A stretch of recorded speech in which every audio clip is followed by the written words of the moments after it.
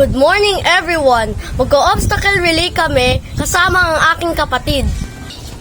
Mula sa starting point, ang bawat nalalaro ay tatakbo pa zigzag papunta sa hula hoop.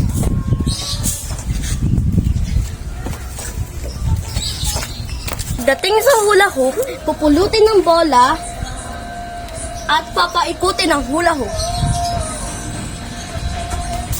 O tapos iikot ang hula hoop, ibabato ito o isushoot yan sa balde. Pagkatapos i-shoot ang bola sa balde, pupunta ulit sa starting point at takbo ng pasigzag.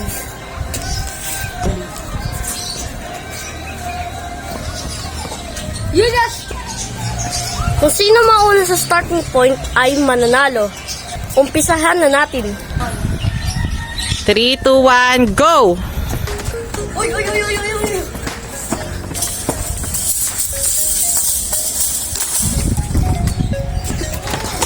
Ako na!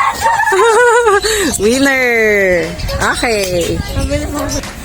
Dahil siya ang nauna sa starting point, siya ay panalo.